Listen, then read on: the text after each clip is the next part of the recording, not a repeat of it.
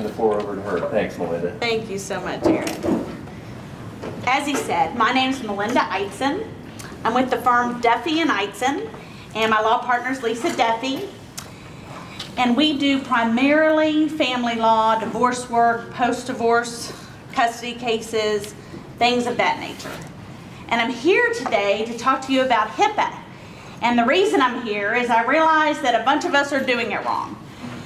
And I think MHPs are particularly vulnerable to tricky lawyers. Melinda, what's an MHP? Mental health professionals are particularly vulnerable. And I think that's because many mental health professionals are solos. You don't have the hotline to the lawyer. You're not at a hospital that already has legal counsel. So you can't make a quick call. Now you can because you have my card. But previously, you could not make a quick call and say, hey, this lawyer just subpoenaed me, what do I do? Or I got the call from the lawyer, they want to talk to me, can I do that? So I do think it puts mental health professionals in a difficult position. And I want to have quality, fabulous mental health professionals that are willing to work in my world with my families that I'm trying to help get divorced or post-divorce settle a custody matter. We need you. And so I have taken it upon myself to help you to avoid the tricky, slick, greasy-haired lawyers, and so that you will be tooled. And my aunt is named Molly Buchanan, and she's also a mental health professional. And I was telling her about this talk, and she said, oh, I hate fear-based presentations. And everyone is they're fearful of HIPAA. So I'm telling you on the outset, this is not to scare you. I'm going to tool you. And I'm going to tool you with not only by telling you what to do and what the law says, but you have in front of you, both in hard copy, samples, and I've given thumb drives to you that have the letters and the HIPAA form in a Word format. So you can go home and stick it in your computer. So don't be fearful. It's going to be great. Okay. Are you a covered entity under the HIPAA Act? If you are a mental health professional, yes, you are a covered entity. MHP Dr. Helpful released Mr. Charming's mental health records to lawyer Slimeball. And lawyer Slimeball is likely to give them to anyone and everyone. If he does, is he violating HIPAA? No, lawyers are not a covered entity. Now, the lawyer may have a lot of other problems because there are some other issues they may be violating, but they would not be violating HIPAA. What information is covered by HIPAA? Notes, testimony, words coming out of your mouth, billing statements, test results, basically everything. I see now at many doctors' offices, mental health professionals' offices, you sign in and they immediately rip your name off the sign-in sheet. So it's that level, right? It's that level of information. The fact that I am in your office signing my name is protected. So everybody's very cautious and aware. But testimony from the stand, talking to a lawyer on the phone, that is protected by HIPAA.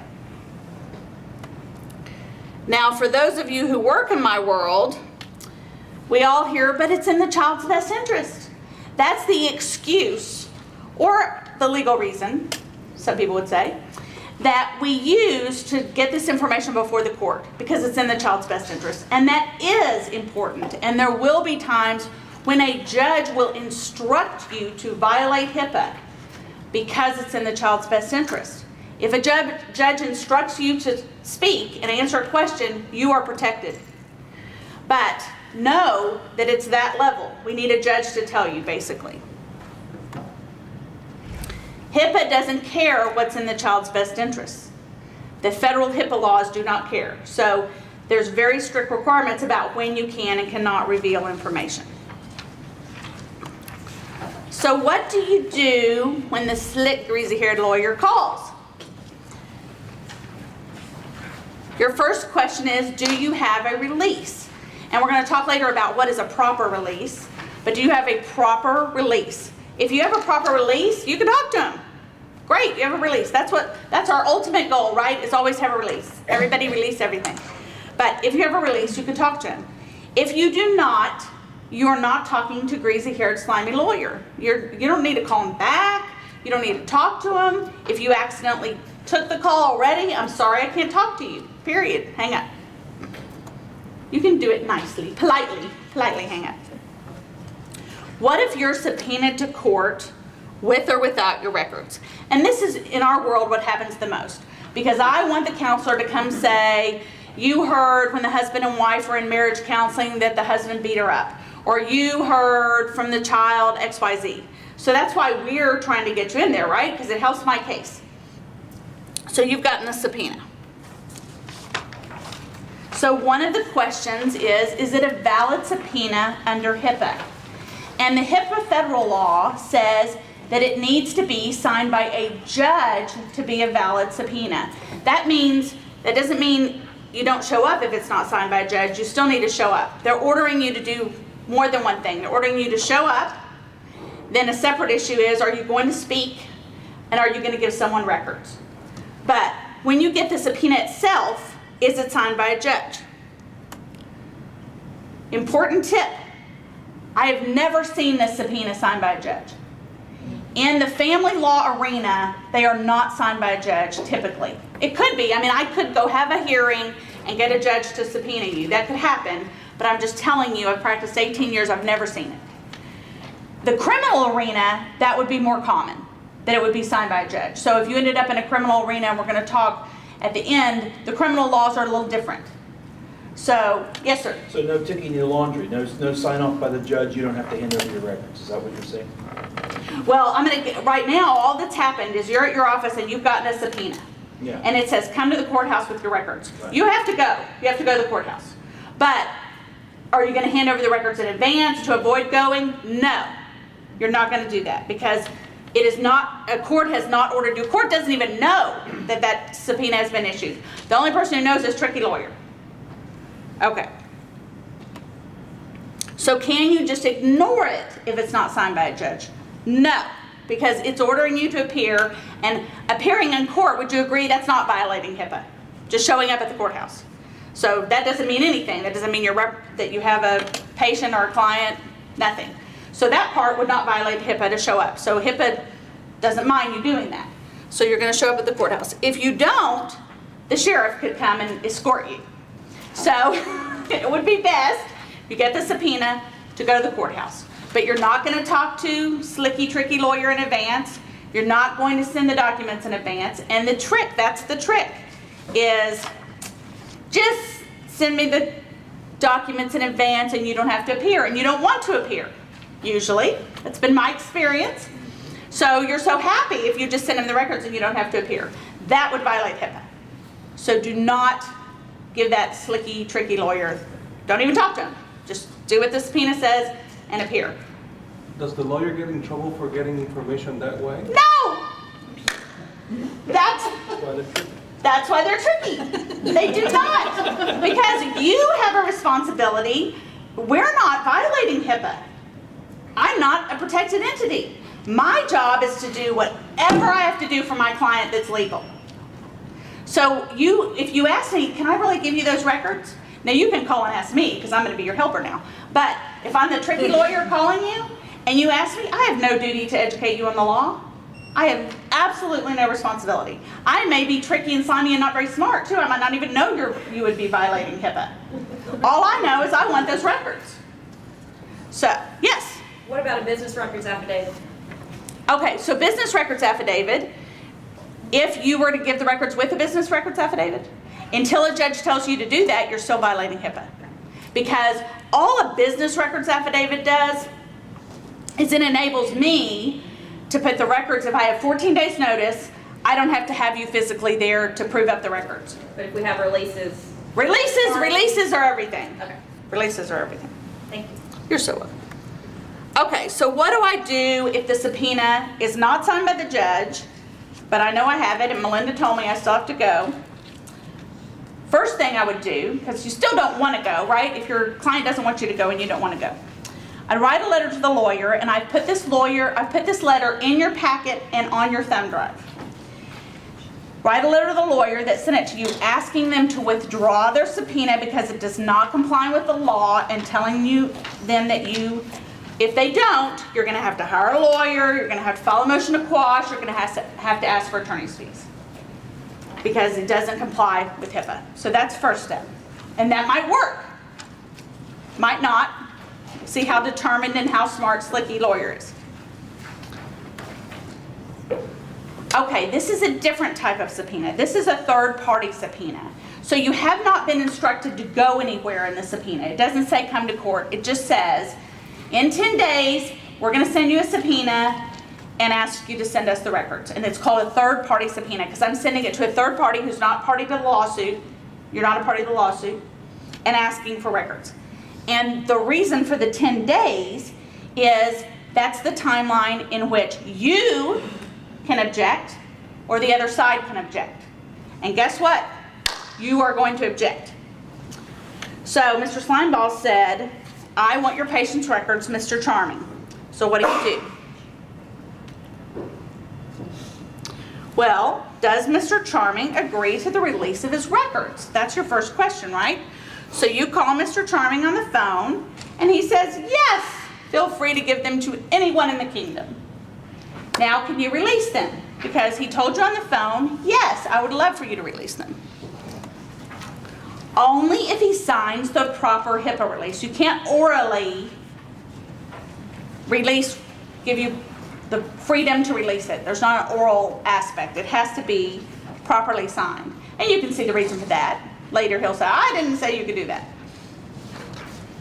So what if instead Mr. Charming said, no, no, no, no, no, don't release my records because maybe it would reveal that he's not really so charming. Now is your time to object because you have that 10-day window in which to lodge your objection. So you don't have the subpoena yet. There's no subpoena to quash, and we're going to talk about quashing a subpoena or smushing it or getting rid of it. You don't have one yet. All you have is notice that you're going to get one. So you have the notice in 10 days we're going to send you the subpoena. So how do we object to that? We're going to write a letter to lawyer Slimeball and tell them that, and this is on your thumb drive, that you object because Mr. Charming does not consent and it would violate HIPAA. And that's literally, it's like a one-line letter and it's in your packet. You're just going to say object.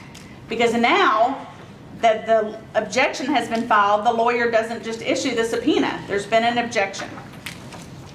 And I would copy on that both lawyers. Because maybe Slicky Tricky lawyer failed to copy the other lawyer and they don't even know that they're trying to get your records. So that would be a good thing to alert them. And they might jump in and help with this objecting and quashing and smushing. Smushing is not a technical term. Okay.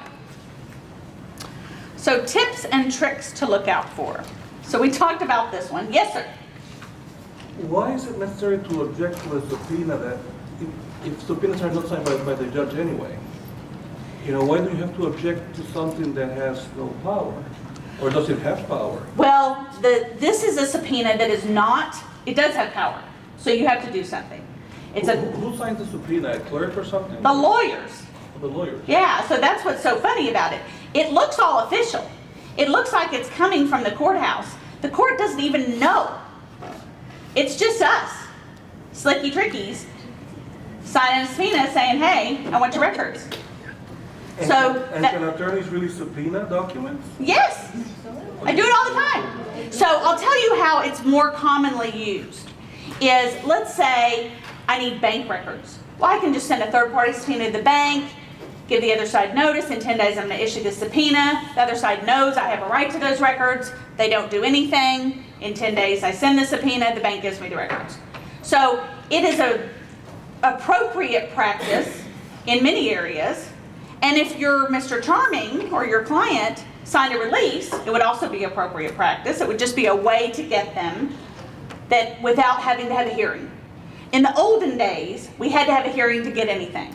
And then they finally figured out, you know what? That doesn't make a lot of sense. Why waste the court's time for me to go say, I want the bank records? So they allowed us this third-party subpoena route to get records that maybe no one objects to, and it's just a way to get them. And if your client didn't object, it's a way for me formally to request them and get them. And attorneys are sworn officers of the court who have the option to be sanctioned pretty severely for not complying with those procedural guidelines, right? That's correct. So kind of back to your question, let's say slicky, tricky lawyer didn't give notice to the other side. So they're trying to go around it, right? Or they've subpoenaed you to court, and now on the phone they're saying, hey, if you just give them to me, you won't have to appear. That violates the rules because me being nice, wonderful lawyer, on the opposite side of slicky, tricky lawyer, I don't know. So I can't object because I don't know what's happening over there. Yes, once I figure that out, the slicky, tricky lawyer can certainly be sanctioned for that activity.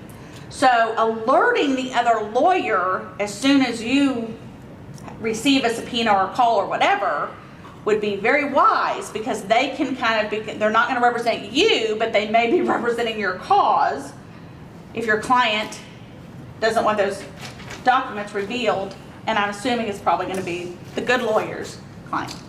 Say you're one parent's therapist, and you know their attorney, but you don't know the other attorney. Well, if it's already, the litigation has already started, then that would be on record at the courthouse, and you can just look up on the registry of the court. Now we're getting so electronic and paperless that, good and bad, you can find a lot of stuff out from your computer. So all of our surrounding courts here, you can pull up the registry of actions on that case by just entering, let's say Dallas.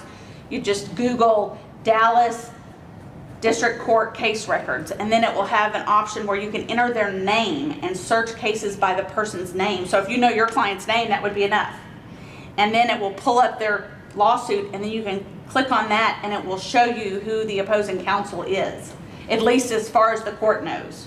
Sometimes we change and that doesn't get updated, but yes? What if the subpoena is from the DA, like for CPS kind of case? Yeah, that's a whole nother realm. So that has criminal-esque aspects, and we're going to talk about that a little bit more, and those are much more likely to be signed by a judge. Yeah. So I would say that you're more likely to have to comply with that. Yes?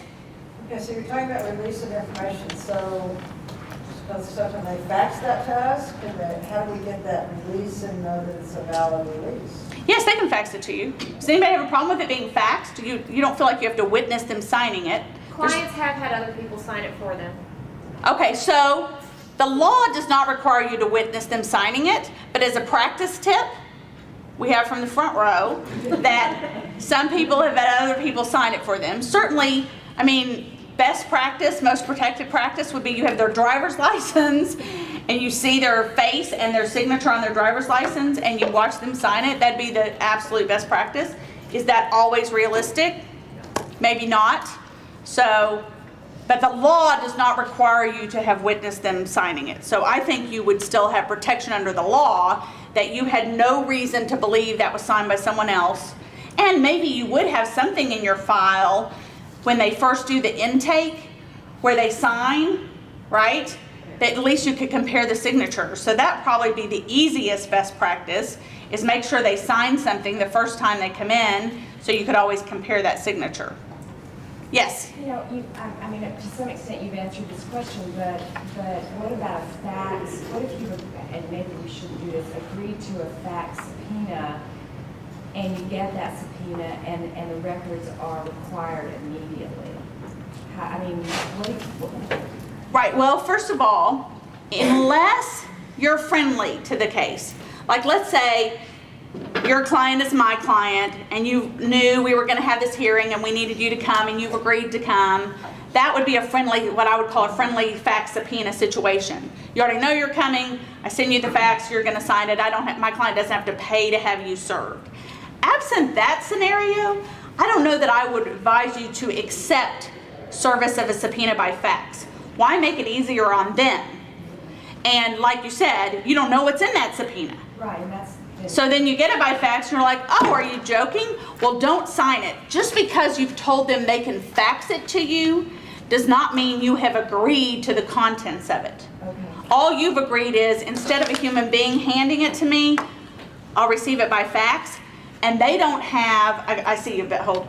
They don't have a confirmation that you're served unless you sign something. Okay. So don't sign, you know what they say, don't sign anything until you've read it and your lawyer's advised you. This really applies in this arena. There's no reason for you to voluntarily sign anything. And I think MHPs, y'all are helpers. You're here to help the world. So sometimes you want to help. Oh, sure, let me help and sign that, you know? And so fight that instinct in this arena. When you have slimeball lawyer who might not appear to be so slimy yet, just be cautious of, hey, I need to make sure I'm doing what I need to do to protect my license. But I guess the issue is, okay, let's say I've not signed it, but you've accepted it, or you've said that you will accept that, and then you do get it, and it says you must provide these documents. Yeah, what do you do? Immediately. Okay, what do you do? So we're gonna get to that. Okay. Hold that. Well, I'm still a little foggy because because sheriffs get tired of tracking me down. They fax me, the subpoena that says, you're being served. So technically, unless they do it in person. You're not served. I'm not, there is no such thing as electronic There's serving. no such thing as electronic service. So they should have you sign something. Like when I do a friendly subpoena, I would have you sign An something. affidavit, something like that? No, it's just a little sheet that kind of recognizes that you've done it. So I would call Aaron and say, hey, Aaron, we're still on for next week, the hearing, blah, blah, blah. Can I just send you a friendly subpoena? Aaron would say, sure, Melinda. So I'd send it to him. It's not anything he didn't expect. And he would just sign this little part of it and fax it back to me. If I don't have that signed back from him, I haven't served him. So then it's on me if he doesn't show up because he hasn't been properly subpoenaed. The sheriff will not go escort him to court. I'll Yes. also ask if my appearance fee for that court hearing has been paid first. Absolutely. So important tip, besides protecting yourself, you all are providing a valuable service. I also find that the helpers of the world don't always feel comfortable asking to be paid. So please know you're providing a very important service that we need and we value. And I'll tell you, the clients are paying us. So you do not need to hesitate to say, I would be so happy, Melinda, to be at your hearing next week, but I'm going to have to cancel half a day or a whole day. So my fee is $1,000 and I will need that 2 days before the hearing. Guess what? I will make my client pay you because I need you there. However, if you just say, great, and you show up and then you bill my client, then the case is over, my client never pays you, I have no power to get you paid now. So help me help you to get paid. Not every attorney like Melinda makes sure you get paid. So No. what do you do if that happens and your fee has not been paid 2 days in advance as your policy states? Right, well, then you're playing a little chicken, right?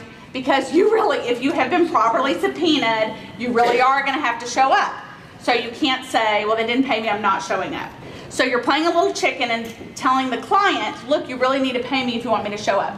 The client wants you to testify on their behalf and say positive things. So they should have a motivation to pay you. So you need to then put the pressure off. If the lawyer's not helping you, put the pressure on your client and say, friendly, y'all are master communicators. Look, I got to get paid to do this, and maybe they need a payment plan. And I've had payment plans. I'm sure we've all had payment plans. But as long as you have some plan of action and some post-dated check or something, then that would be better than nothing, right? You could ask the court. You could file a motion with the court and ask the court to assess fees, but you need to do that before the case is over. So be aware of that. Yes, ma'am. You just said properly subpoenaed, so even if it's not a judge-ordered subpoena, a lawyer issues it, and you sign it, at that point you're required to go, and you can't, this whole concept of collecting your fee, like you can't turn around and say, no, I haven't collected my fee, so I'm not going. Once you sign it, you're properly subpoenaed, so you have to show up.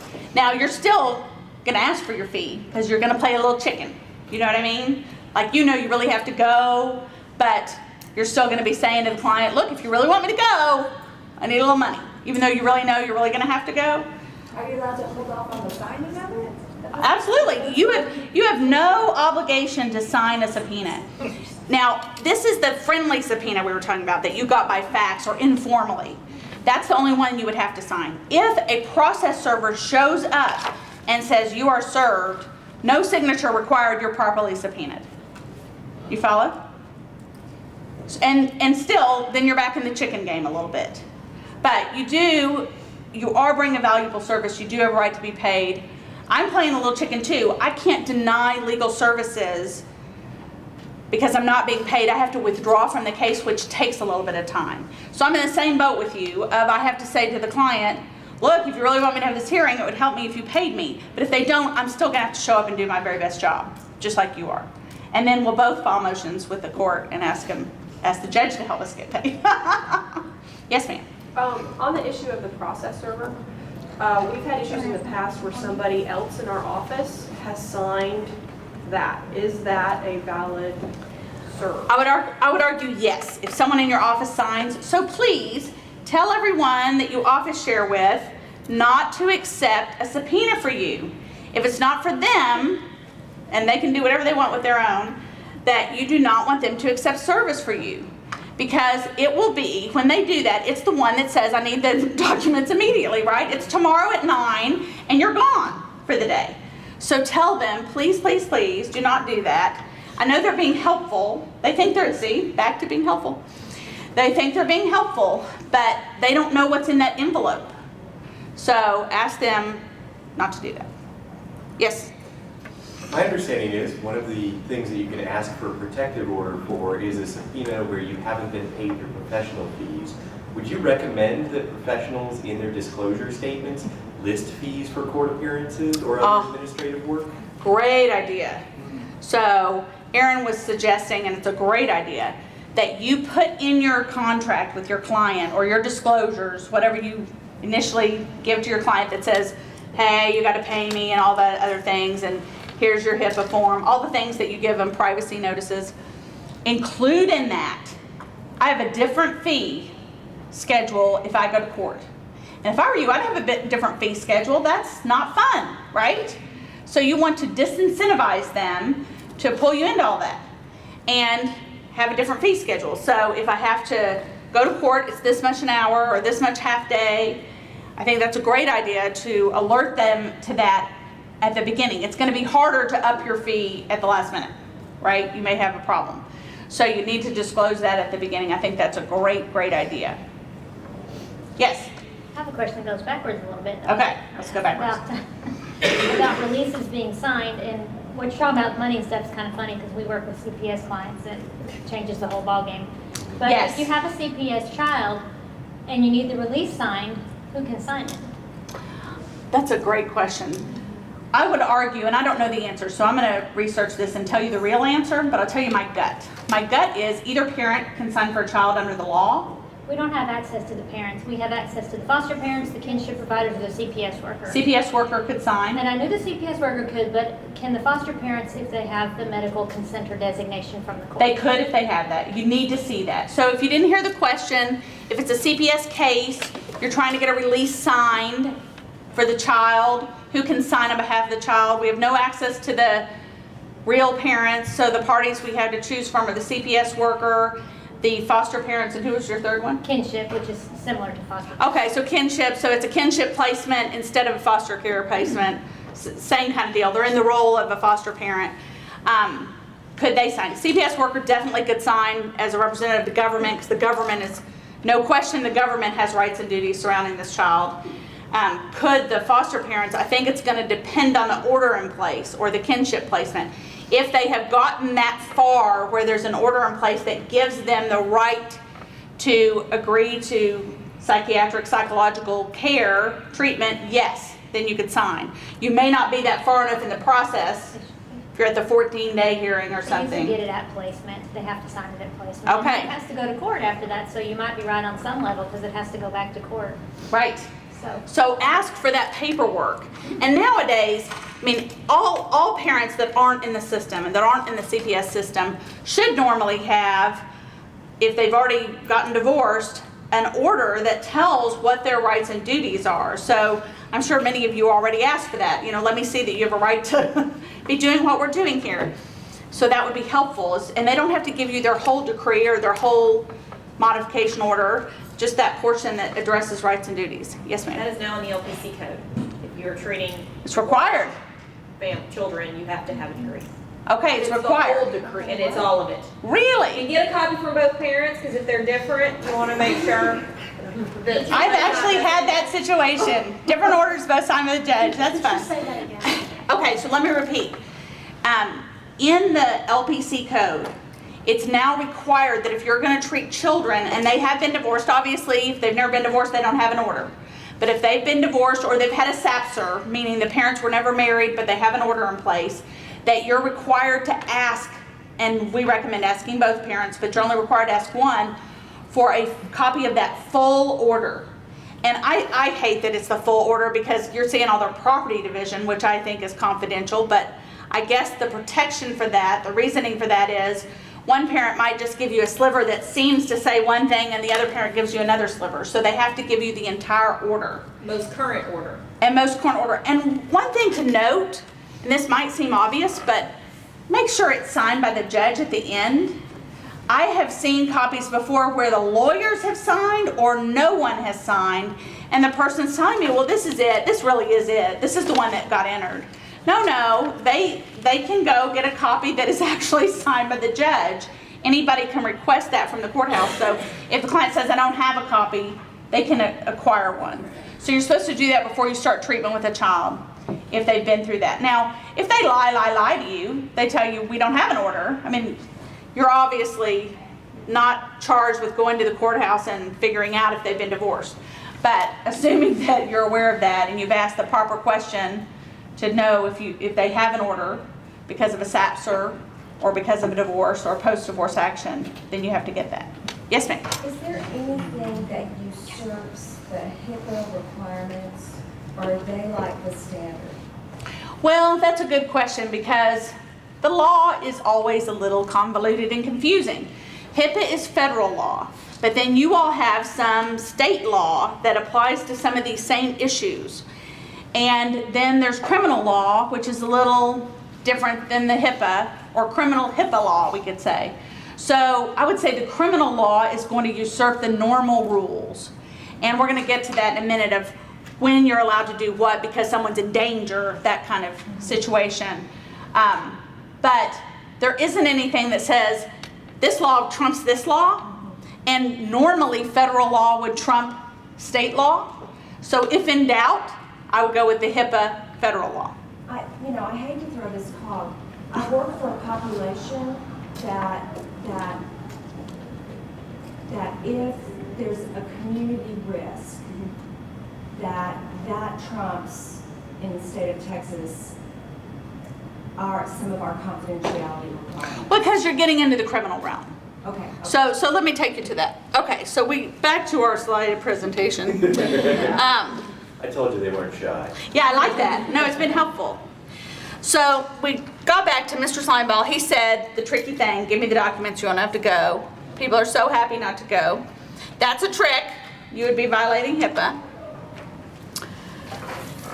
And as we talked about earlier, I don't have a duty not to trick you.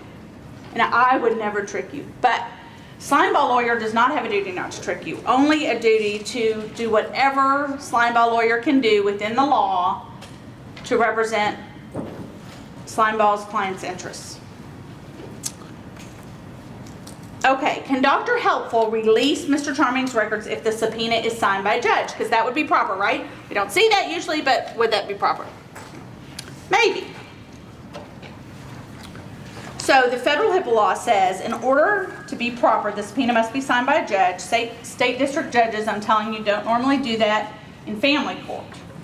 So the big picture, and this is kind of a way to think about this that will help you as you come up upon different issues. The HIPAA goal is to allow Mr. Charming an opportunity to object to his personal information being released. And if he objects, for a judge to rule on that, to have it be heard by a judge and ruled on. So when you get a subpoena, typically the judge isn't even aware. So there's been no hearing and ruling. And if you're not clear about that, you could ask your client, have you had a hearing on this? You know, you could ask the lawyer, has there been a hearing? But typically there would not be a hearing that resulted in a subpoena. It's usually the other way around. So that's what we're trying to achieve, is having someone, a judge, who can protect you, say, I've reviewed all this and yes, you have to give it. Okay, so let's talk about what the judge must decide.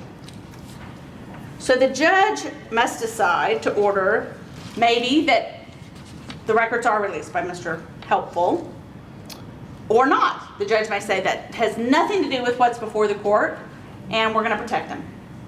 And judges are human and they all feel differently about this. So just be aware of that. Not all judges have the same theory. Or perhaps the judge will order that it be released only to the judge, and that's called in camera. And we have a lot of judges do that. They say, give them to me, I'll review them, and then I'll decide if the other side gets them. Or I'll review them and then I'll know the information and I'm really the one that needs to know, the judge, right? And I'll never release them to the other side. Now, I hate that as a lawyer. That's my least favorite ruling because some of you don't have the best handwriting. And it is hard to read what you've written, which is probably on purpose. So the idea that that judge is really going to dig through that to the level I would and figure out what it really says is, forget it. It's like not allowing the records to come in. Because this is what the judge, I think, some of them are going to do. Okay, you know, I spent hours deciphering what some of you have written.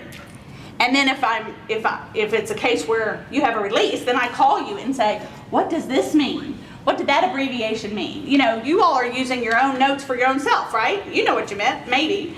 But we certainly do not. So I don't like it when the judges do that. Okay, maybe the judge will just order a portion of them to be released. For example, these people, this person, this family has been in therapy for years. Well, maybe years aren't relevant, but maybe the last year when the violence supposedly occurred, maybe that would be relevant. So the court could hear evidence and decide, okay, we're just going to release a portion. Or perhaps we're going to release them, but we're going to have a confidentiality order so that they can't go to the press and say, guess what? Line 2 here, it's very interesting. So that may be another solution. Yes, sir. I know that in some legal cases, attorneys go through what is called a discovery process. That's correct. How is that discovery process related to this business of subpoenas? So that third-party subpoena I talked about, where we're not ordering you to come to court, and I gave the example of the bank records, that's discovery. That's part of the discovery process. So as part of my discovery, if I don't want to have a hearing about it, I might send you a third-party subpoena that says in 10 days, I'm going to issue this subpoena for your client's records. And then I'm supposed to, and I'm a good lawyer, so I would, send it to the other lawyer also. So the other lawyer has noticed that I'm asking you in 10 days, I'm going to subpoena you. And then you can object during that 10-day window, and the other lawyer can object. And then once everybody objects, I'm back to having to have a hearing. So I'm trying to avoid the hearing, and one reason that we do third-party subpoenas is a lot of stuff isn't going to be objected to, like the bank records. So why have a hearing? But once everybody objects, I'm back to having a hearing. So that is part of the discovery process. And I can also just ask the other side to get their own medical records. So I can say, look, Joe Bob, I need your medical records, go get them. And Joe Bob says, I don't want to give you my medical records. I don't want to give you my mental health records. I'm not going to. Then I have another hearing, and that's a great way to go about it for you all, because then we're asking the judge to order them to sign a release. And you have your release. That's your best situation, right? Release, release, release. So when we do it that way, that's helpful to you all. Sometimes we don't. Sometimes we just say, come to the hearing. Yes, ma'am. Okay, this is a little more for those of us who do court-ordered evaluations, I'm getting more and more clients going, oh, no, do I want my stuff attached to that report? Oh, that's interesting. Yeah, and I'm getting more and more requests for a confidentiality order. And when I call attorneys and ask for it, they think I've lost my mind. Do you have a decent confidentiality order you'd be willing to share? Yes, so email me and I will share one with you That'd be because that's a great Share idea. that with the group? Absolutely, absolutely. So I'll publish, they're gonna email me and remind me, and then I'll publish a confidentiality order to you because they're simple, but they're basically saying this is only gonna be used for this lawsuit. So only the parties and the judge and the lawyers in this lawsuit are gonna use this information, but you can't go show it to the kids and show them what a horrible person their spouse is, or show it to the neighbors or everybody at the church house, or call the news, which of course is all a bad idea anyway, right? So I never have a problem with the confidentiality order. I want the information for the lawsuit, and I don't want it published. And even though we tell our clients sometimes not to do things, certain things, that they don't always listen. I know that shocks you, because I'm sure they always listen to you, but they don't always listen to us. So a confidentiality order is good for everyone, I think. It's good for the lawyers, it's good for the practitioners, it's good for the clients. Now they have been ordered not to have that bad behavior, maybe they would take that more seriously. There's even those, though, that want it not, they want me to look at it, but nobody else. Yeah, that's a little trickier. That's what I thought. Because the social study, you have a whole body of law that is about the social studies, and those social studies come in, period. So I think that's a little trickier. And I'm sure you have, the disclaimer that they sign when you start out. Nothing you tell me is confidential, I'm putting it all in the report. So I think that you have to decline that. I don't know how to say, okay, some of it's confidential and some of it's not, you know what I mean? Then one side say, well, I didn't know I could make some of mine confidential. I think they'd have to enter into an agreed order that this social study is going to be handled a separate and different And I way. can get them there, they just don't have an order or know how to write it. Yeah, well, that wouldn't be hard. So maybe that'll be our project. Okay. We will It create seems to be hard for something. both a confidential order and then one that says we're going to attach nothing. I mean, that'd be simple. We're going to attach nothing. It's just going to be the report. And if either party or the judge wants to see the underlying data, XYZ has to happen and we stamp everything confidential or something. This may be a really good point. I think a lot of people don't understand the value of transparency in the court process. Could you speak to that for just a minute and why we don't use secret information when trying cases? Triple secret. We are, I said it kind of jokingly earlier because it is the big part of family law that gets in the way of the rules. We are all there for the best interest of these children, and that's our primary goal. And when we are involving mental health professionals, we need you to help us to get to that solution. And we need the opportunity to cross-examine, so to speak, bad information. And you can only form your opinion based on the information you have received, right? Some of that information is probably more reliable than others. That's just the nature of the situation. So if you have a super secret source, and you will not reveal that to me, the judge can't weigh how good your source was. So when you are testifying, it's helpful for us to not have a secret hidden whatever, but to know, I form this opinion based on XYZ, and give us XYZ. If somebody says, I can only tell you this if it's super secret, I think you say, don't tell me. Because in this process, if I'm going to go to court, I have to be able to reveal that. Now, one seminar that I would like to give, and I have on your evaluation sheet if you'd like to be notified about it, is to help people who do work in the court world, to help MHPs survive cross-examination better. So I'd love to come back sometime and do that for you all, those who would be interested, because there are people who do a great job on the stand, there are people who do a horrible job. Because you all come from a place of, let's all work together for solution. And then when a lawyer is attacking you, not coming from that place in the courtroom, you're like, whoa, what just happened? You're not prepared for that. So I think it would be helpful to have a little bit more preparation because it's not an instinctual situation for you. And get you plumbed up a little bit. So I'd be delighted to do that. Okay, back to our topic. So, how does Mr. Helpful know if he has a court order after the judge has heard from Charming and ruled, or just a subpoena that might have been signed by a judge? Well, like I said, you can ask the lawyers, has there been a hearing on this? You can ask your patient. Mr. Charming would know, he would have participated if there's been a hearing on this. And if you still have someone saying, no, no, no, err on the side of not releasing. Be crystal clear that a judge has told you to release. Because you're not going to get in trouble if you force everybody in the litigation to take one more step to prove to you that this judge is ordering you to do this. You are going to get in trouble if you release information in violation of HIPPA. So err on the side of that.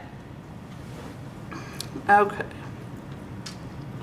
So let's say that Dr. Helpful contacts Mr. Charming, and Mr. Charming is actually very charming. And he's happy for the records to be released. Will any release do? No. There are very specific requirements about these releases.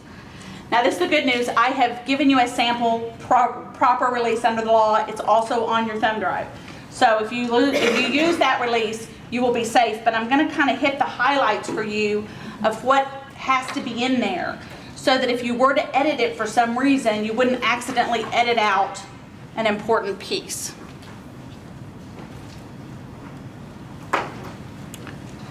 It has to say who the information is being released to. You can't just say anyone who wants it. My mom always joked anytime she'd sign those, she would just say anyone who asks. They're like, no lady, you can't do that. It has to say the lawyer, the court process, it has to say a human, specific human. It has, yeah, I think it could say entity. I think it could say Duffee-Eitzen. And I would like that as the lawyer, because I may not be the lawyer handling it. You may end up at court and I'm not the one asking you questions. So I would prefer that it be the law firm. So I think an entity is fine, that's specific enough, but you just can't say something global about if anyone comes and asks you, feel free to give it to them. Okay, for what purpose? So it could be for the lawsuit. It has to be for a purpose. In your non-legal world, it might be for testing. I have to release this to the psychiatrist for psychiatric care to help the doctors. But yes, ma'am. Do you have to have a release for each person you're going to release to? No, you could list all the people. Okay. Yeah, you could list all the people. So if you knew, say, Joe Bob lawyer, Melinda lawyer, so on. All on one release? Yeah, all in one release. That would be absolutely fine. As long as it was properly naming each of the... You need to properly name each entity or person. Yes, Mike. Would you have to have a specific release for billing, say third-party billing, insurance, or? That's a great question. I assume you already have that probably as you have them sign up. I think that's wise. In your informed consent? I think that's wise to just stick in your packet, your beginning packet, this form, and already have entered the insurance company, because that is, well, as an example, this is not exactly the same, but kind of the same. If someone doesn't pay me and I want to sue them, for example, let's say they pay me on a credit card, and now I run the credit card as I thought they authorized, and now the credit card company is coming to me and saying, hey, they're now challenging that. Unless I have them sign a release, I can't even talk to the credit card company about it, me getting paid, because I'm revealing client privileged information. So I think that's a very important, wise thing. So I'm also assuming that if you've got an online practice program, that you need to apprise the client of that. Okay, tell me more about what you mean by an online practice program. Our practice uses a website where we enter all the information. It helps us with billing. It keeps us on track for all of our HIPAA requirements and things like that. It's our software for our practice. Meaning other people in your practice may see their information because it's in there? No, but because the company that we are contracting with. Oh, the software company. Yeah. It wouldn't hurt, but I think that's a stretch, personally. Yes? So just to clarify on that though, so if I am sending something to an insurance company for reimbursement or whatever, is that not implied? I mean, it would be better obviously if it's written out, but is that not implied that that's not falling under the HIPAA laws that I'm releasing to an insurance company? I think you should have them sign something that says you can release to the insurance company. That's what I thought. And I would just add the HIPAA release too. You're releasing to the insurance company. I think it could even say any insurance provider you provide, because their insurance could change. So you could say Aetna or any future insurance provider you ask us to send this to. So, okay. A specific, meaningful list of the information to be released. And on your sample, which you have in hard copy and on your thumb drive, I just put a bunch of topics that I think would be standard: consultation report, history and physical, laboratory reports, progress notes, x-ray reports, and you can check off which one is being released. This is interesting, and this will probably apply to a lot of you. You have to separately, specifically say that you are releasing drug and alcohol information. It cannot be in the checklist. It has to be its own paragraph. And you also have to specifically have a paragraph about HIV and AIDS. So we put that on the form. So don't modify my form and say, well, that could just be in the checklist. It has to specifically be a separate paragraph under the law.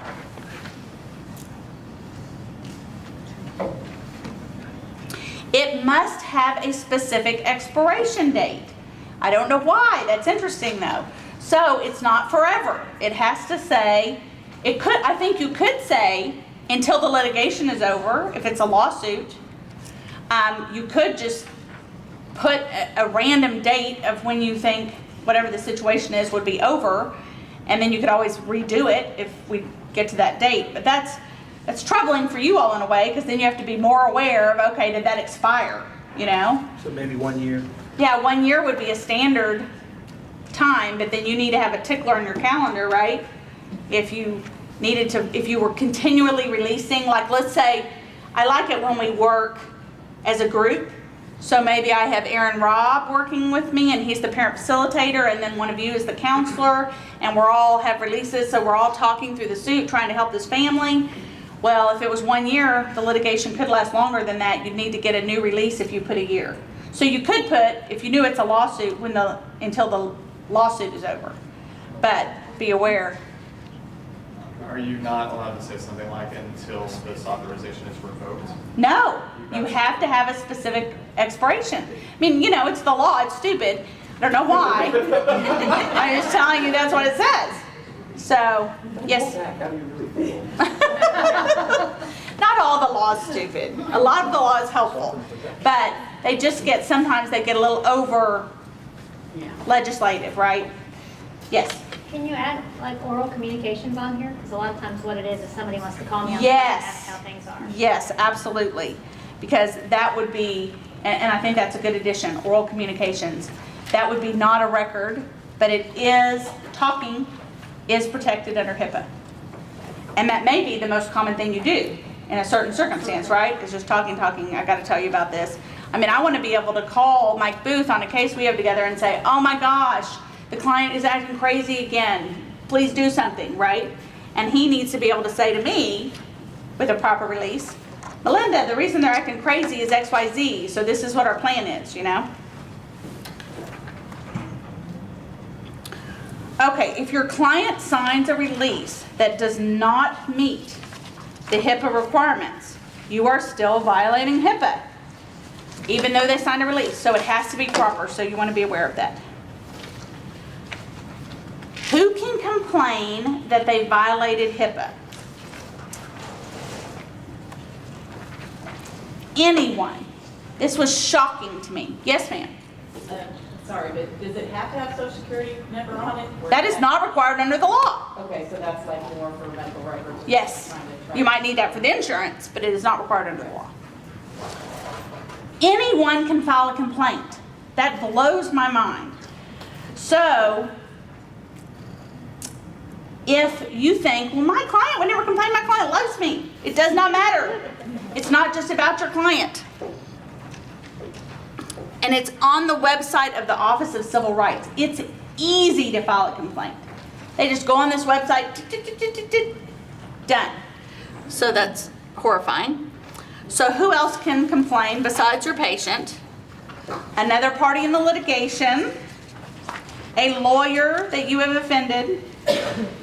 We're very difficult to offend, but another family member, a disgruntled employee, anyone. So that's horrifying. This is the scary part, but I've already armed you, so it's just a little bit scary. So the fines have increased. That's the result. That's one result of violating HIPAA is a fine, and the fines have increased since the inception of the law. The lowest fine, this would be you kind of did all the proper things and somehow a mistake was still made. So that'd be like $100 per violation. Willful negligence, you know, you just hate this client, you want to tell everybody about what they did, that could be $10,000 per violation. So here's some real examples of violations. Melinda, can I ask a question? Yes, ma'am. I know it helps me as an evaluator to have a court order. Yes. Would that help therapists too? They're coming, not necessarily that are involved before it goes to court, but get involved in the process to get a court order appointing them? That's a great question. Okay, the question was, if you know when they hire you that this is litigation, and one of the reasons they're hiring you, of course, is to help the family, but the other is they need a witness, and you see that path and you're cool with it, I mean, you're happy to help in that way, would it help to get a court order appointing you? It's an interesting question. If you were seeing the child, yes, I could see a court doing that. If you were seeing an individual just as their therapist, but I'm hoping that once you see my client, one, maybe you can help them get in the right direction, but two, you can come say, you know, Mary Sue has been seeing me for months and she is on the right track. She has gotten sober and blah, blah, blah. That's what I'm hoping will happen. And if it doesn't, then I just never call you as a witness and you're still trying to help Mary Sue who didn't quite go on the right path. I don't see a way to appoint that person because it kind of ruins my purpose. Now you look like a hired gun, which you're not a hired gun. I either want you to help my client and be a great witness for me, or at least help my client, you know? So I don't think you could in that way and meet that purpose. So you really have to look at how are you involved and why, you know?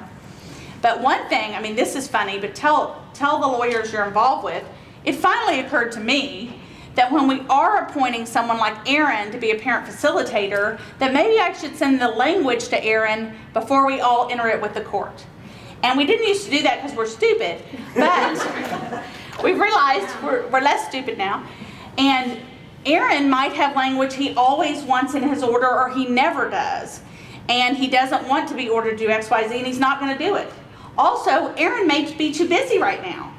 So it really helps to tell your lawyers, because it's not obvious to us, it seems like it would be, but it is not, that we should call you and say, can you take a parent facilitation case right now because so-and-so and I would like to recommend you. And two, once you say yes, here's the language we're proposing, or do you have language that you like? I've had some people just say, yeah, use this language, great. Yes? And on that HillParentingTexas.com website I mentioned earlier, there are some sample orders. And there's going to be, that's part of the place we're going to be archiving some of those, so if you're ever in need of templates from that. And the value, hold one second. The value of having that is what a lot of lawyers will do is say, Aaron Robb is appointed as parent facilitator. Thank you. That will be the order. So Aaron would actually like to have an order that gives him some protection that says, it is not confidential. He's going to meet with both people. This is what he's going to do. This is what he's not going to do. This is how he's going to get paid.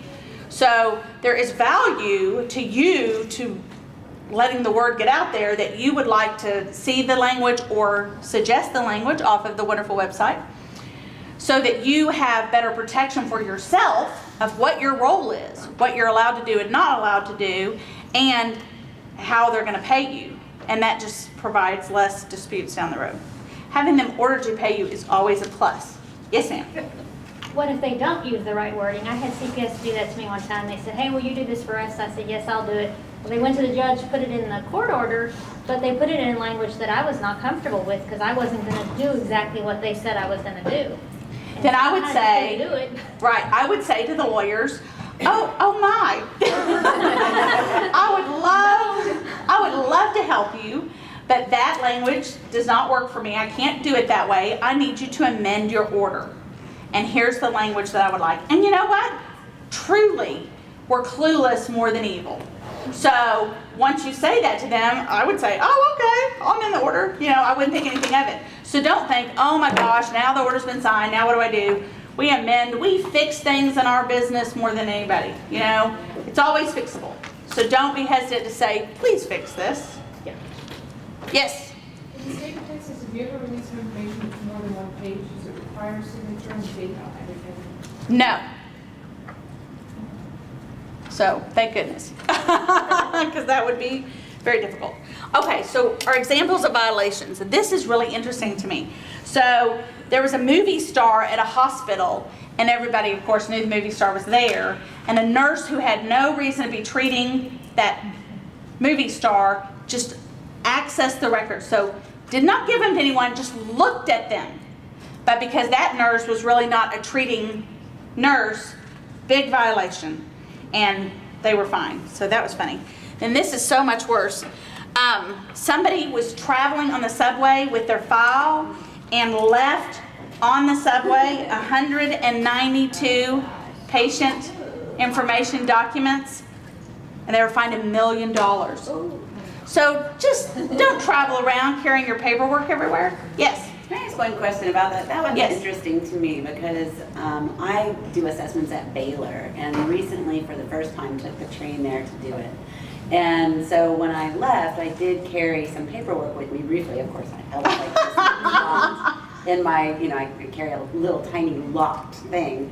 But is it smarter to just drive? I mean, is that, as we become more and more dependent on public transportation, it seems like say I had left it and it was locked, would I have still been violating it? But if I had accidentally, or say I'd been mugged and it had been grabbed from me. Yeah, I think the mugging situation, you have some excuse, right? I think the locking helps you a little. I mean, we won't know till that fact situation happens what would happen. But yeah, I think try not to travel in the public with documents that you could, because we're just human, right? So you can leave things. How many sunglasses have you lost? Yeah. So just try not to do that. And now, when we're all pretty sophisticated computer-wise, you could just send your data from point A to point B electronically, or have it on a thumb drive in your purse and not have it as easily. It's all handwritten information, but it could be faxed. Scan. Well, I don't have access to a computer when I'm in the ER. Yeah, but that's the problem, right? Right. So, I do have access to a fax machine, so guard, I could potentially fax it. if you drive in your car and you leave it, it's just in your car. Right. So that is one thing to consider. Yes? So what about that kind of thing on a laptop, let's say, and either you leave it on the train or somebody breaks into your car and now has access to your files? I think if you password protect it, then you're in pretty good shape. How are they going to think your password? So it's lost, but it's not really found. Aaron. For those of us who are stuck dealing with paper records in a locked attaché, it's like traveling with the airlines. Don't make them break into your attaché to find out who it belongs to. Have a tag with where it's returned to on it, so that your patient records stay protected if it's ever lost or stolen. That's a great tip, because there are nice people who would just return them to you and without breaking in, right? And then you don't end up on a news mistake. All right, golly, I know, I was so shocked and amazed by that. Okay, can Mr. Charming sue Dr. Helpful for releasing his confidential information, thereby violating HIPPA? Maybe. I think that there's different areas they could sue you under, like probably some Texas law, but under Texas right now, we don't have a formal cause of action. They do in California, so I'm sure it's coming, but right now, it's not really the client that's suing you, they're complaining to the government, and then the government is fining you. the Office of Civil Rights fines Dr. Helpful for violating HIPAA by releasing Mr. Charming's records, does Mr. Charming get that fine? No! So, doesn't make a lot of sense because that's the person injured to me, but that is the truth. Okay, so this you probably, yeah, you can see it pretty good. It's small. So, this is kind of gives you an idea of how the complaint process works. And the main thing to be aware of in this graph that is a little horrifying is you see the complaint, intake and review. Then we go up to possible criminal violation.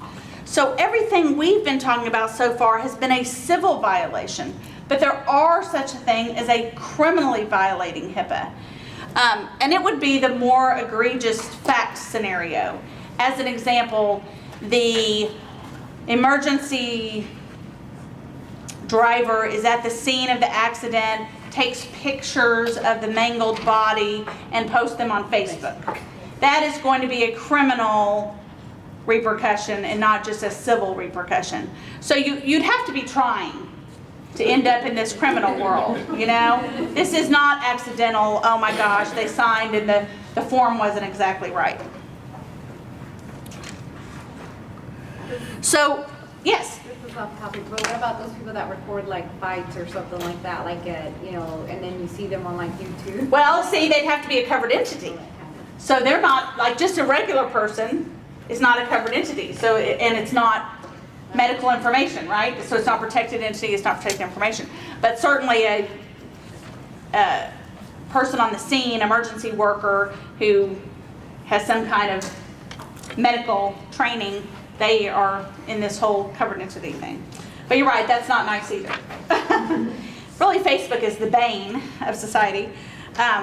It's fun to know what your old classmates are doing now, but I'll tell you, in our family law cases, it is just amazing the information we get off of there. It's very fun when I'm on the right side of that, but not as much when I'm not.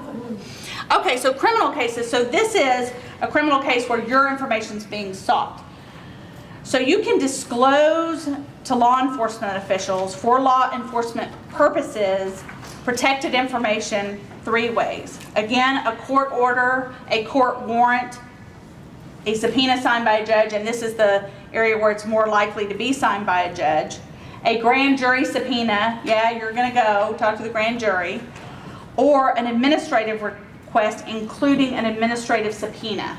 So you're really going to call me or someone if this happens to you, right? I mean, it's not going to happen very often, but just be aware the rules are different.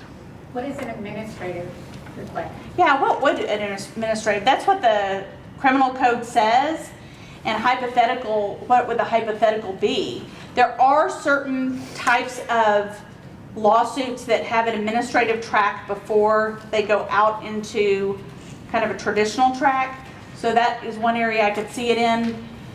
For example, like in the labor law situation where maybe someone was sexually abused within the labor setting, that might have an administrative track first, so you could get subpoenaed to kind of administrative trial or administrative court. So that may be why they're making that distinction, is it's not really criminal court, it's administrative court. I don't know. So I don't know exactly what they mean, but that would be my hypothesis. But if you get something that says administrative court, call me or someone.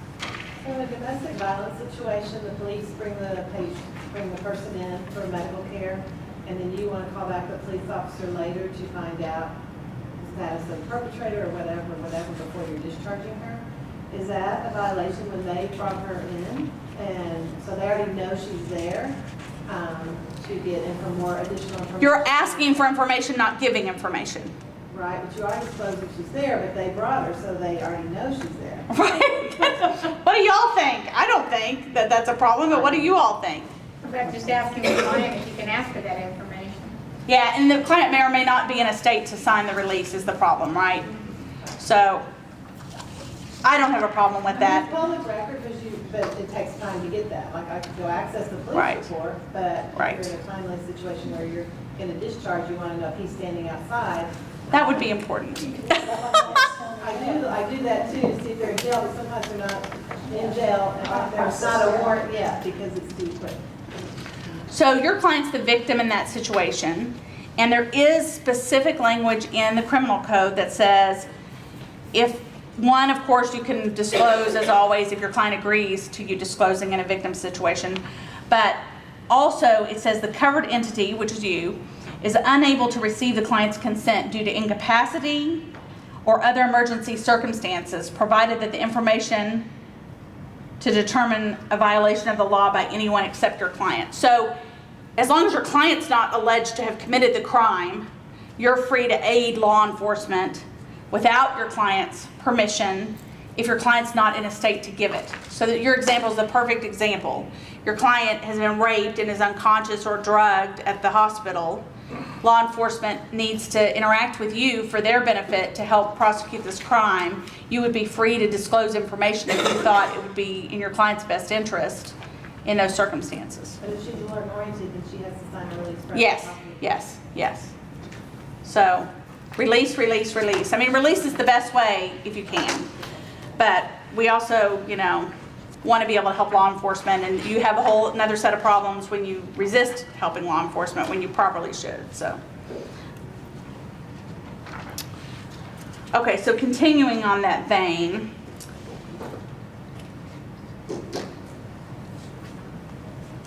the law enforcement official, if they can show you that immediate enforcement activities relying on this information would be adversely affected by waiting for the client's signed release. So the same circumstance.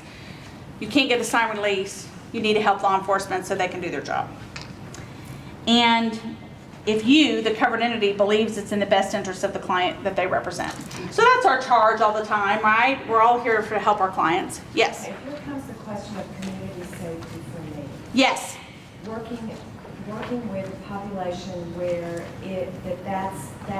that's what we work toward. I mean, that's the bottom line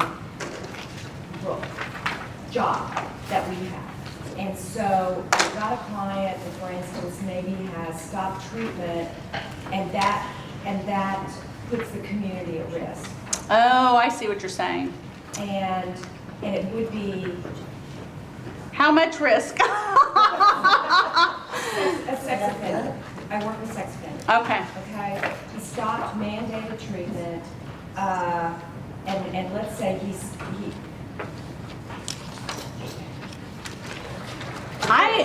I think you would need a court. I think you'd need a court order telling you to tell someone. I don't think you could call up and say, "Hey, he's on the loose," unless it was an imminent threat, like he said, "I'm going to go rape Julie right now." Is that HIPAA? I don't even think that's HIPAA. I think that HIPAA says you still have to protect the information. But I think we all, just like reporting child abuse, we all have an overriding duty to report if we believe a child is being abused. That doesn't violate HIPAA. Or to report if somebody is in imminent danger. But I think it would really have to be imminent danger.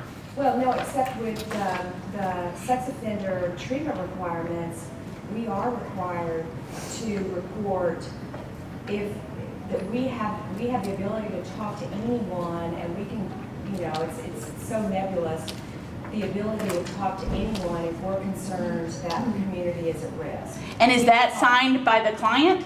No, that's our. You have a special statute protecting you. No, it's our licensing, and it's a legislative. So you may have a special statute addressing that specific circumstance. We do. But it's not going to trump the federal law. Is it state law?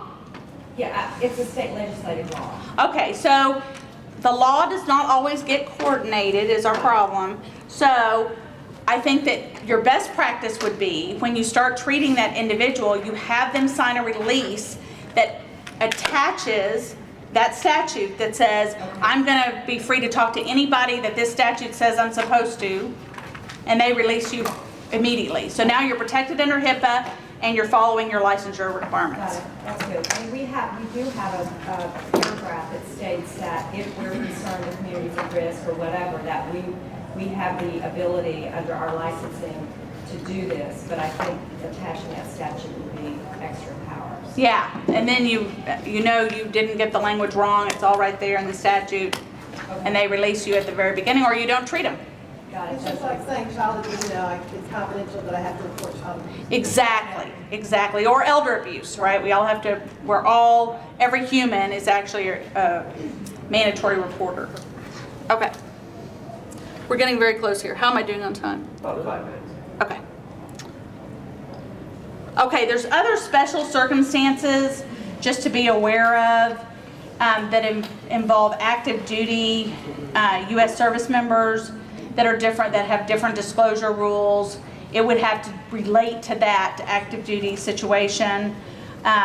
Information may be released to authorized federal officials and necessary intelligence, counterintelligence if national security is a risk. That they get to do anything saying that, right? National security. So be aware of that. And then information may be disclosed to authorized federal officials if it pertains to maintaining the safety of the president or the foreign heads of state. So if they happen to be one of your clients, there may be special rules. Any other questions? Yes? This may be a big one, but how are depositions different? Because of late I've had several lawyers that say, we want a deposition. We want you to come to our office and deposition, give us a deposition. Oh, that's a great question. So you have been, I'm going to repeat the question. You have been subpoenaed to have your deposition taken, or you've just been asked to have your deposition taken. So same. If you don't have a release, you do not say any more than your name until somebody gives you a court order that orders you to have your deposition taken.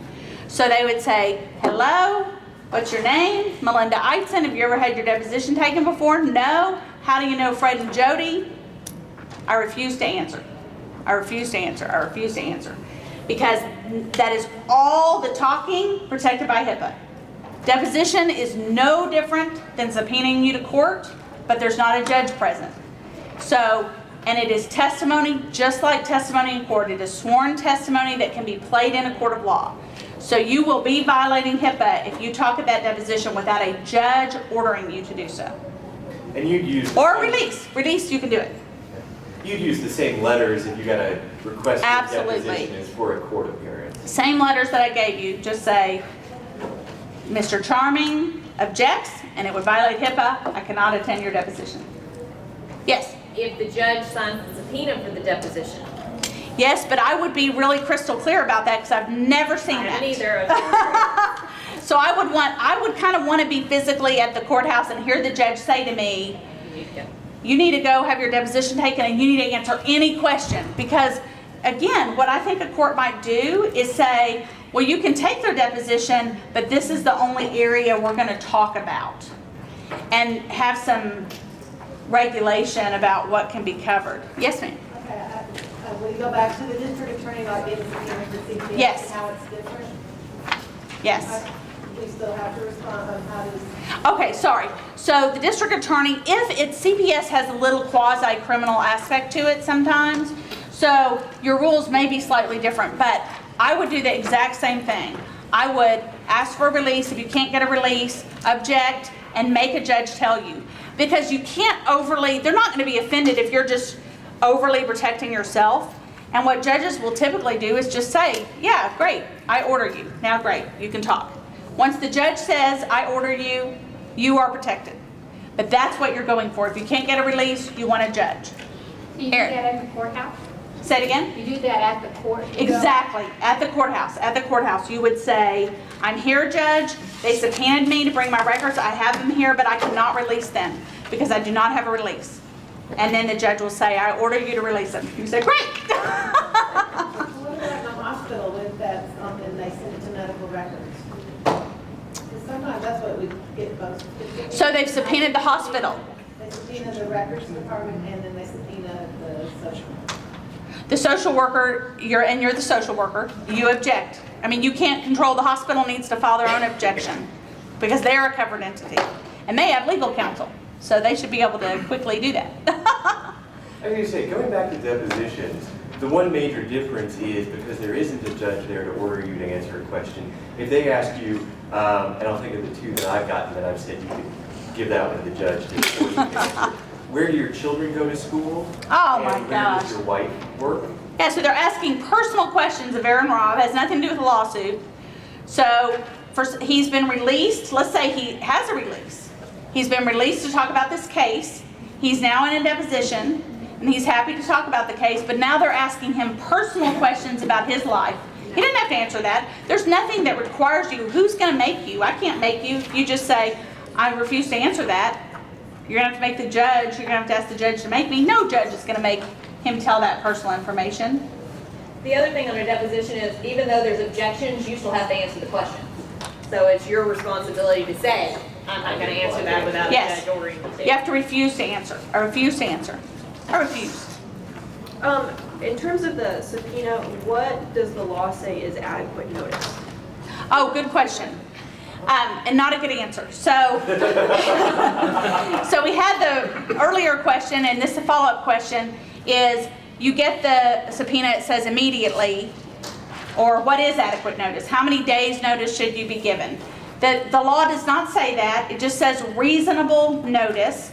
I would argue anything under 3 days is not reasonable notice. You'd probably like more like 3 weeks. But in one of the things that's in your packet is a motion to quash, a sample motion to quash that you could copy. You're allowed to represent yourself. You're allowed to hire counsel. You're free to call me. But in that motion to quash, one of the things that I address in the motion to quash is that you haven't been given enough notice. And you have this busy schedule and you have all these people who need to see you on Tuesday, and Tuesday is tomorrow. But if you file the motion to quash, you're filing it, you're setting it on that same day most likely because you've been given such little notice. Unfortunately, you still have to show up and argue your motion to quash, or your lawyer does. Now, I've had cases where legal counsel shows up and the physician or the mental health professional does not. And they say, look, if the judge does not grant my motion to quash and get rid of this, I'll call my client, you know, the mental health professional or the physician, and tell them to get over here, but they're not coming until somebody decides. So that is not the great answer of what's proper. And you know what it is? It's lack of preparation.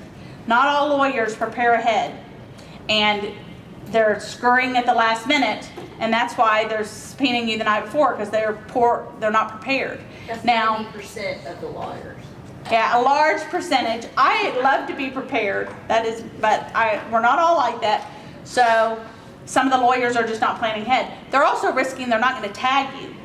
So you don't have to make yourself available to receive service the night before a hearing. You know, don't answer your door. Use your peephole. Yes, ma'am. Okay, so with regard to the facts, I said, send me the facts subpoena, and I don't know, there's probably a judge has not signed it, but I didn't know that then, and now I know that. But there was some language on that said immediately, it wasn't reasonable, it was, and it's some legal. It literally said immediately, not Friday at 2 or something. No, there was some Latin term that you attorneys used that was basically now. That is befuddling to me. I know. Well, and I don't think that's a word. Well, my husband was an attorney, and he said, well, that means now. So you were like, who do I give them to? I'm ready. No, but I wasn't even at my office. I received it by kind of a... Did they instruct you where to send them? Or yeah, I was supposed to go into my office and get the records together and then fax them back to you. It almost sounds like that was an order instead of a subpoena. But it was a subpoena, something, and I wish I could remember the word. Well, keep in mind, Right. yeah, which just means with records, asking for records. No, that wasn't it. No, I know that. It was like immediately. Well, keep in mind that lawyers don't always do it right. Right. So this lawyer could have just made up his own little thing. He was crazy, but... We haven't had Deuces take them as a technical, they no longer require you to title it that in how long now. Yeah, I don't think it's a requirement to say that we're asking for records, but we do need to say we're asking for them. Yeah, so in that circumstance, definitely you want to file something to protect yourself because you don't have a release, you don't have a judge ordering you, you don't know what this lawyer made up. Some lawyers just make stuff up. Well, and I did give her what she needed, but I gave it to her 2 days after when I got back to my office. It was a weekend, and my concern was at the time, was I in contempt? Yeah, I doubt it because that didn't even sound like an order to me. Okay, well, but I'm just an MHP or whatever. Anything else? Thank Thank you all so much. This has been a great conversation.